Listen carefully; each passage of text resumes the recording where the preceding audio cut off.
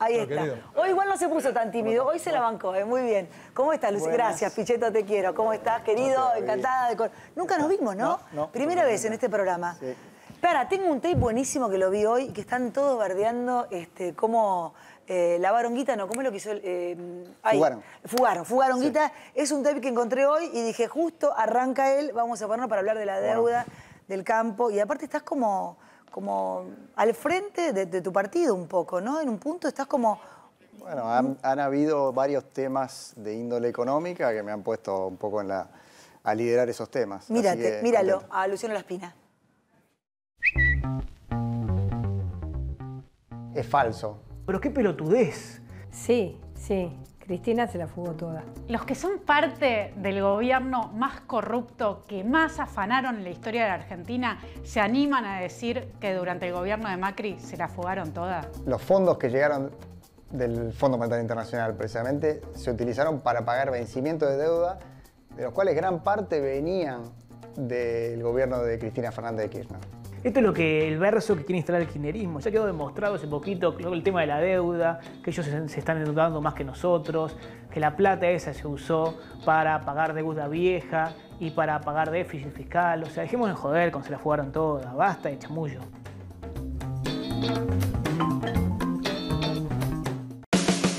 Bueno, menos Laspina, menos Patricia, coacheados, pero bueno, qué sé yo, me parece que no da, son unos turnos... Háblame de esto, de la fuga, que es lo importante, porque ya Lustó el otro día lo dijo y ustedes lo amplían acá, se la fugaron todas. Es un gran cinismo lo que hace el kirchnerismo, primero porque el gobierno que más fugó en la historia fugó. ¿Se sabe cuánto? Definamos, ¿qué es fugar capitales en la jerga esta que instaló el kirchnerismo? ¿Comprar dólares? Gente comprar dólares. Comprar $100, comprar 100, hay otra persona que compró más y lo mandó afuera. El récord histórico de fuga de capitales, que es argentinos comprando dólares, fue 2008-2011, con Cristina Fernández de Kirchner. Claro. Casi 78.000 millones de dólares creo que fueron en esos 4 años, por eso puso el cepo cambiario. Con lo cual, digamos, lo primero que cae del relato es la mentira de que ellos mismos, durante el gobierno de Cristina Fernández de Kirchner, se batió el récord de salida de capitales. ¿Qué es un termómetro de qué? De la desconfianza en la moneda, de que la gente no ahorra en pesos, se refugia en el dólar. En otra época se refugiaba en los inmuebles, ahora se ha hecho costumbre refugiarse en el dólar. Y esto es parte de la historia argentina. Cuando vienen gobiernos con mucha desconfianza, cuando vienen crisis políticas o cuando vienen crisis económicas, se acelera la fuga de capitales. El cepo cambiario es una forma de poner un candado a eso. Y aparece el dólar blue, o sea, el dólar libre, donde ahí oferta y demanda se encuentran. Y la verdad que el kirchnerismo ha instalado este relato para, de alguna forma, culpar al gobierno de Macri del endeudamiento. La deuda con el fondo es el 12% de la deuda total de Argentina. Con lo cual, aunque Macri hubiese sido realmente culpable de ese 12%, todavía nos quedaría por explicar el restante porcentaje. Esa deuda que se tomó con el Fondo Monetario Internacional se usó para pagar vencimientos de deuda que venían, en su mayoría, de la época de Cristina. No es que venían, digamos, que los inventó Macri. Entonces, hay como una gran confusión con la cual se quiere de alguna forma construir este relato. Yo tuve una pelea hace bastante tiempo con Mayans, allá cuando empezaba la cuarentena. El que no nos dejaba tener derechos en pandemia. Exactamente. Entonces, donde ellos empezaron con este relato, de a poco lo fueron instalando. Todo es un gran relato, Luciano. Es imposible. Digo, bueno, hoy lo leía Melconian que decía la inflación es una aliada del gobierno. Sí, claro, para licuar las jubilaciones. Pero te hablaba con Martín Tetaz y decíamos, bueno, para ellos la inflación es una cosa que está fuera acá, como es, ¿no? Entonces digo, no están con los pies en la tierra. ¿Qué van a hacer? ¿Qué va a pasar de ahora en más? No, bueno, lo que está pasando es que la inflación ahí lo tenemos, en pandemia no hay derechos. La inflación está fuera de control. Digamos, el último dato que se conoció, 4,7, este mes está arriba del 5%. Pero le echan la culpa a la guerra, que no había empezado cuando el 4,7 a la guerra, ya estaba. Cuando había inflación en lo de Macri, la culpa era de Macri, ahora es culpa de los empresarios. Es como que en otra época, digamos, cambió el diagnóstico. En este juego maniqueo del gobierno, en esta mentira, estamos siempre embarrados y por eso el país no tiene un diagnóstico de lo que hay que hacer, no tiene soluciones y los problemas se siguen profundizando. El gobierno ante cada problema inventa un culpable. Ahora la guerra contra la inflación en realidad es la guerra contra el campo y contra las empresas. ¿Y contra el campo qué va a pasar? Porque digo, recién veíamos con Pichetto para pasar a la entrevista lo que pasaba esa noche de mi voto no positivo y la 125. Si viene otra 125, digo, la verdad que ya uno no sabe si llorar, si reírse, si decir que se vayan, que se queden, que se la banquen hasta el 2023 y que venga el nuevo gobierno. También pienso el país que le va a quedar al que venga, pero pienso ahora con el campo, otra vez parados en el mismo lugar. ¿Qué va a pasar? Sí, con el campo. Es una repetición. ¿Vos sos de Santa Fe? Sí, yo soy de Santa Fe, rosarino. La tenés clarísima. ¿Qué va a pasar? No, el campo está podrido, el campo está harto de que la única idea que se le cae al kirchnerismo es subir impuestos. Pero en el medio, además, nombran 700 tipos en el PAMI, que no terminaron el colegio. Que no terminaron el secundario. Crearon 150.000 cargos desde que asumieron el gobierno y al mismo tiempo que hacen ese despilfarro, dice que tienen que juntar 400 millones de dólares con el campo para hacer un programa de subsidio al pan. ¿Qué se puede hacer? Entonces, ¿Pero qué puede hacer el campo? Pero además... 606 personas envueltas en un escándalo total, Luana Bonovich, en este momento. Sí. No, pero es la forma en la cual ellos hacen política, es manotearle al sector privado, pero nosotros ya lo vivimos, esto en el 2008 arrancó. Cuando tuvieron la primera crisis de financiamiento, manotearon con la 125, se armó un lío bárbaro. Como no les salió a 125, se quedaron con las AFJP. A los pocos meses. O sea, después se fumaron los ahorros de los jubilados y se gastaron todas las reservas del Banco Central. Entonces, y ahí le dieron a Macri la llave del avión sin nafta cayendo en picada. Ahora, lo que estamos viviendo, la crisis, esto Jorge lo sabe, lo explica mejor que nadie, creo yo, es la crisis del populismo sin recursos, digamos, en la cual ya no tienen la caja de los jubilados, no tienen la 125, el aumento de las retenciones que tuvieron, el boom de la soja con la soja 600, Luciano, 700. tenemos que ir al corte, seguimos conversando en el próximo bloque. Digo, que no se hablen Cristina y Alberto me hace acordar mucho a la Alianza. Y por otro lado pienso, así como Macri hizo todo lo posible para que vuelvan ellos, se están haciendo todo lo posible ellos para que vuelva Macri. Me lo contás en el próximo bloque. Ya venimos con Luciano Laspina. No te vayas y gracias por elegirnos. Ya venimos. Bueno, seguimos conversando en el corte, seguimos hablando con Luciano Laspina. Te decía, este gobierno nos hace acordar mucho a la Alianza, ¿no? Esta cosa de ellos, entre Cristina y Alberto, no se hablan. Se bajaron del acuerdo con el fondo Cristina y Máximo. Bueno, Cristina se fue el otro día al recinto dejando la cara, o sea, una vergüenza. ¿Por qué nos imponen ellos la agenda a nosotros? ¿Por qué nos dicen lo que tenemos que hacer y cómo queremos vivir? Hablábamos recién en el corte un poco también de esta cultura de la cancelación, ¿no? Sí. Es un espanto.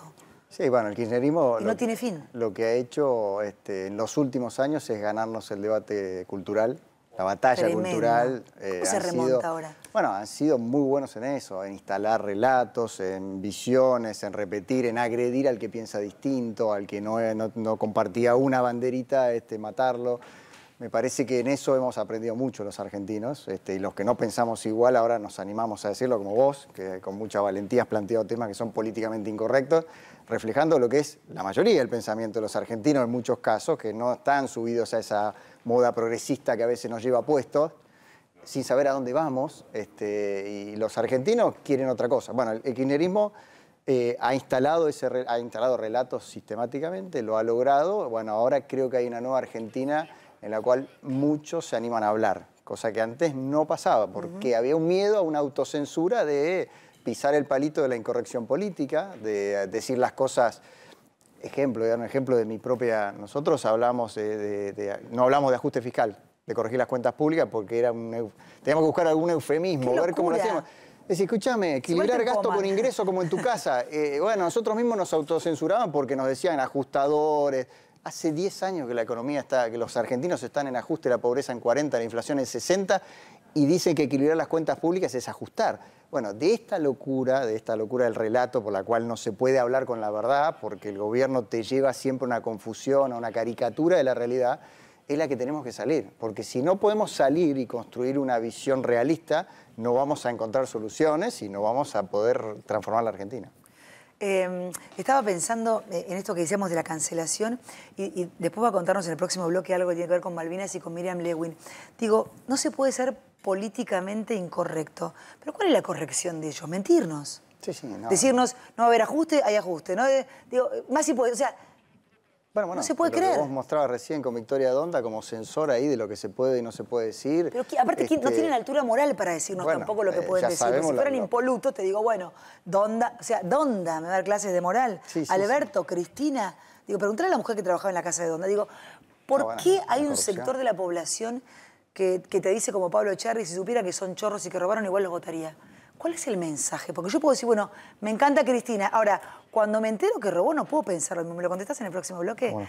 Ya venimos con Luciano Laspina, que además nos cuenta Dragani y lo de Miriam Lewin y cómo le dice al periodismo que tiene que hablar de las Malvinas. Pero quiero preguntarte, con la suba de retenciones, ¿qué hacemos con el Banco Central? ¿Para qué está el Banco Central? Milei diría para dinamitarlo. ¿Vos qué dirías? Bueno, mira, si vos mirás la historia de los últimos 70 años del Banco Central es para dinamitarlo.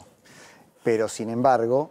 Con eso y todo... La dolarización en Argentina, que es un país básicamente exportador de materias primas, que tiene mucha oscilación, dolarizar la economía te deja una situación muy vulnerable. Para ponerlo bien gráfico, lo entiende la gente. Cuando sube las hojas, sos Gardel. Cuando baja las hojas, sos de la Rúa. Nosotros ya tuvimos una experiencia que fue la convertibilidad, que fue una especie de dolarización, de la cual se salió de manera muy traumática, porque tuvimos una gran recesión cuando bajaron los precios internacionales del 98 al 2001. Y para colmo, el problema de la dolarización en Argentina es que ya hubo una especificación de contratos, o sea, agarraron contratos que eran en dólares, los hicieron en pesos por ley, y la Corte Suprema dijo que eso era constitucional. De modo tal que ¿cuánto podría durar una dolarización en Argentina si viene un gobierno que dice no me gusta la dolarización? Yo creo que Argentina no puede buscar atajos. Entiendo la bronca que hay con el Banco Central, que debería prestar servicios de estabilidad financiera y de estabilidad monetaria, y lo único que hace es generar más inflación, pero al mismo tiempo tenemos que tratar de ser un país normal. ¿Este muchacho se queda o se va? Lo veo muy débil. Muy débil, muy perdido, presentando un programa que tuvo el rechazo unánime de gran parte de la oposición que votó a favor y de un pedazo del oficialismo que votó en contra. Increíble, Máximo a la cabeza. Ahora, qué tremendo, porque si tenemos un ministro de Economía que está perdido, Dios mío. Sí, bueno, por eso la inflación está como está. Es un ministro de deuda malo, que ha negociado mal, que ha llevado la negociación hasta el último momento, que logra un programa con el fondo que no arregla ningún problema, patea los problemas para adelante y sobre todo crea una deuda en pesos que crece a una velocidad descomunal. ¿Y vos crees que no lo rajan, entre otras cosas, para no darle la razón a Cristina? Yo creo que por razones de la interna política. De la interna. Digamos, ¿no? ¿Del próximo gobierno te ves como ministro de Economía? Sí y no. Depende de las circunstancias. ¿Sí o no? Mira, como le dije a mi hijo, papá es como un bombero, tiene 9, mi hijo, el más chiquito, se lo dije hace un tiempo, cuando había otros rumores. Dije, papá es un bombero, si lo llaman por un incendio tiene que ir, no importa en qué circunstancia. Bueno, digamos que el incendio va a quedar para el 2023, sí, incendio allá irás. Sí, pero digo, sí, ¿te gustaría? Bueno, como economista, todo economista tiene el sueño de poder hacer su aporte. La verdad es que la historia de los economistas ha sido tremenda en Argentina, pero no ser uno más en esa larga lista. Me ocurrieron un montón de chistes de bomberos, pero soy una dama. Sí. Perdón, Dragani, contame lo de Miriam Lewin y cómo se maneja el tema Malvinas en los medios, ¿esto es así? Es el colmo. Miriam Lewin, la defensora del público ante los medios, junto con el ministro de Cultura, Tristan Bauer, crearon una gacetilla para recomendarle al periodismo cómo tiene que tratar el tema Malvinas ante los medios. Es decir, pero para, ¿por qué ellos te recomiendan cómo manejar el tema si cada uno es libre de contar la guerra de Malvinas como quiera? ¿Cómo Miriam Lewin le va a decir a los periodistas cómo tienen que manejarlo? No, junto con el ministro de Cultura, no solamente Miriam Lewin. Era periodista, era censora, ¿cómo es? Es decir, ¿cuál fue la excusa? Para que le den un tratamiento periodístico adecuado. Escucharon bien, ¿no? Sí. La que defiende al público, es decir, a ustedes que nos están mirando, contra los periodistas, es la que le indica al periodismo cómo tienen que tratar el tema del conflicto o cómo transmitir el conflicto de reivindicación de soberanía de la Argentina con el Reino Unido. Por ejemplo, dice que no llamar más kelpers a los isleños. Ahora hay que llamar los gobernantes ilegítimos. ¿Escucharon bien, no? Sí, estamos escuchando. Gobernantes ilegítimos. Esto es lo que claramente lo que está haciendo. ¿Cómo le gusta cambiar palabras? Gobernantes ilegítimos en el título. Ustedes dirán, ¿por qué ahora? Porque es en conmemoración de los 40 años del conflicto bélico en las islas. Ahora bien, si quieren reivindicar a las Malvinas, ¿por qué empezamos a reivindicar primero a los excombatientes y le dan el reclamo que estaban haciendo la semana pasada ante el PAMI, que estaba reclamando atención médica, ahí lo estamos viendo, ahí estamos.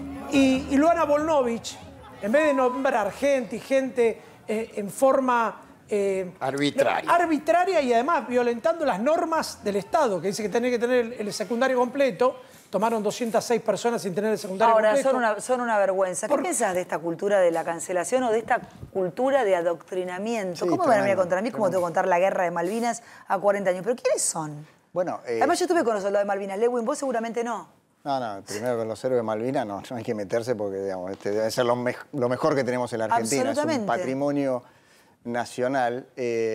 Lo que creo es que esto es un resabio de de lo que era la cultura muy universitaria, de tratar de instalar mediante el relato, ¿viste? El cambio de la palabra que pudiera darle un significado diferente. Pero, Luciano, mira, a un hecho histórico. Con los excombatientes. O sea, esto es hacer patria, no decir cómo tenés que contar lo que estos tipos vivieron. No debe tener idea, Lewin, lo que es hablar con los soldados.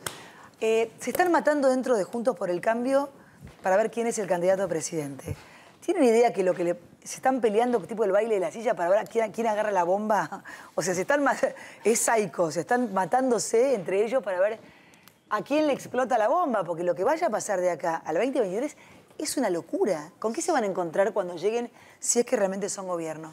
No, yo creo que Juntos por el Cambio tiene muchos candidatos, eso es bueno, y tiene que definir un liderazgo. Y bueno, eso se va a definir, me imagino, en una interna el año que viene. Mientras tanto, como vos decís, sí, hay una gran vocación política y una gran vocación de poder y de transformación de la Argentina, y eso también es bueno. Pero es cierto lo que decía, el otro día me lo decía un amigo, es increíble cómo se pelean para agarrar este lío que va a ser tremendo de manejar, porque yo creo que el kirchnerismo en su cuarta administración, si la otra vez nos dejó la bomba a punto de explotar, esta vez nos la va a dejar explotada y con varias granadas en ¿Vos fila. sos de mamá o de papá? ¿De papá Horacio o de mamá Patricia? ¿O del abuelo Mauricio, porque ya lo mandaron a jubilarse? ¿De qué lado estás, yo creo que chabón? Mauricio es el líder del PRO y eso es indiscutido. Y creo ¿Horacio que o Patricia? ¿Mamá o papá? ¿Y por qué no Mauricio? ¿Y por qué no Mauricio? A ver, si vamos a tirar nombres, tiremos. Lo quiere a Mauricio. No, me parece que falta mucho, ¿eh? Sí, no te creas. Igual pónganse la pila porque no falta tanto. No, estamos trabajando. Alberto llega al Mundial, decían recién, sí. Es en noviembre, Alberto. Ahora es, Alberto, ¿llega al Mundial? Esa es la pregunta que nos hacemos cada día para... Alberto, ¿te llega? ¿Dónde se juega el Mundial? En Qatar. En Qatar. Bueno, ya están con las limusinas y todo aquello. Alberto, gracias, La Espina, un placer. Volvé pronto el futuro ministro de Economía del gobierno de Mauricio Macri o de la Reta de Patricia, no sé. Nos vamos hasta mañana. Gracias por acompañarnos, por dejarnos liderar y por cuidarnos. Los quiero. Estamos ganando ahora mismo con el señor... Un aplauso para La Espina, que la rompió toda. Nos vamos, llega Babi, a ver cuando te venís con unas empanadas acá, macho. Dale. Chau, hasta mañana.